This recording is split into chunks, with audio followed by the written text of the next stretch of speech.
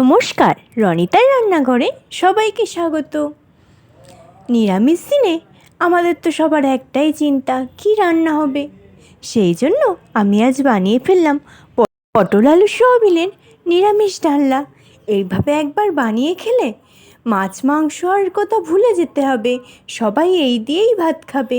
প্রথমে পটল আলু কেটে নিয়ে সয়াবিনগুলো জলে ভিজিয়ে রেখে চেপে তুলে নিলাম।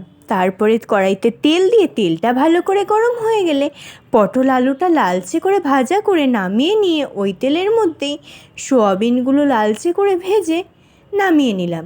কড়াইতে আবারও কিছুটা তেল দিয়ে ফোড়নের জন্য দিয়ে দিলাম গোটা জিরে, তেজপাতা। ফোড়নটা দিয়ে একটা মিষ্টি গন্ধ আসলে আদা বাটা, টমেটো কুচি, স্বাদ মতো লবণ, হলুদ গুঁড়ো সামান্য চেরা কাঁচা লঙ্কা, জিরের গুঁড়ো দিয়ে মশলাটা ভালো করে কষিয়ে দিয়ে দিলাম অল্প জল দিয়ে মশলাটা কষালাম যাতে মশলার কাঁচা গন্ধটা চলে যায়, টমেটোটাও সিদ্ধ হয়ে যায়। মশলা থেকে তেল ছাড়লে পটল আলু ভেজে রাখা সয়াবিন দিয়ে দিলাম। সেগুলো দিয়ে 5 মিনিট ধরে ভালো করে কষালাম যতক্ষণ না মশলা থেকে তেল ছেড়ে আসছে।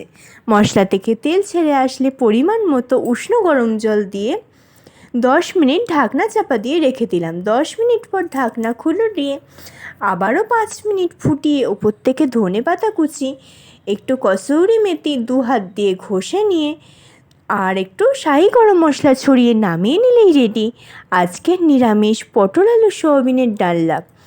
এইভাবে একবার বানিয়ে দিয়ে দেখুন, যারা নিরামিষ একদমই খেতে চায় না তারাও আঙুল চেটে খাবে।